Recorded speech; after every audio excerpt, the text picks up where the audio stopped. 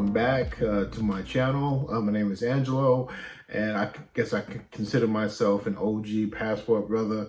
I've got a lot of things going on in the next 45 or so days, and so if you subscribe, you won't miss the content that's coming up. There's going to be a lot of interesting things happening, but I wanted to take a minute today to talk about the new thing that's happening out there in the Passport Brothers world, particularly the clap back that's happening from women in Thailand, in Southeast Asia, and in the Philippines. So modern American women have been on this kick trying to downplay the Passport Brothers movement, try to label us as, creeps and sex fiends and all kinds of other things like that. And then they turn to belittling the women that we are seeking, out in these foreign countries. So modern women have attacked Passport Brothers by trying to label us as sex tourists traveling to these countries just to misuse the local women. We knew that that wasn't true, so we just kind of quietly let that die down on its own. But then these women started to attack the very women that we out there seeking, and the women from Thailand and the women from the Philippines and women from Southeast Asia, Korea, Japan, Hong Kong. They've all started to say, "Oh no, you're not going to, label us, and belittle us and condescend to us." And so they started clapping back hard. I mean hard. They're hitting these non-American women hard. I like where that's going because that's giving momentum to the Passport Brothers movement. And that's what this is all about. It's about momentum. Kevin Samuels once said that we don't need all women to comply in order to create a tipping point. We just need 10%. 10% is the tipping point. That's enough to start changing the tide.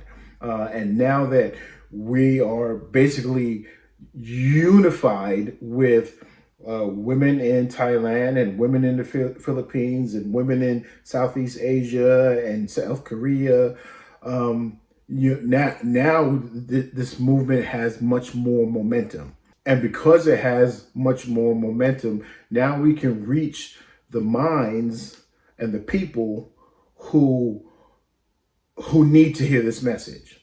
Where we're not trying to change the minds of people who have already got their minds made up. That's not what this is about. But we can meet the people who are on the fence and give them access to another world where they don't have to feel like shit when they're trying to, step into the dating world. That we can give them access to a world where there are women who love them for who they are, appreciate them for who they are, don't take them for granted, and are willing to fall into their natural roles so that the family unit can be successful and can prosper. That's what this is all about.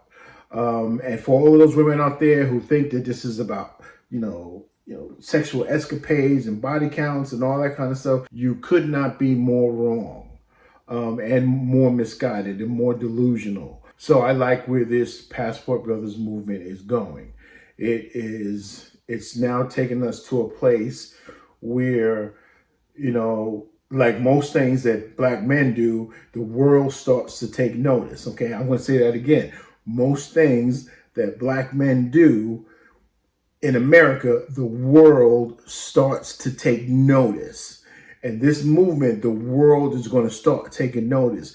And then these women in Thailand and in the Philippines and in Malaysia and in Cambodia and in Vietnam and in Hong Kong and in Japan and in Korea will see these men as viable partners in that relationship called marriage that is supposed to be powerful and long lasting, and we're not just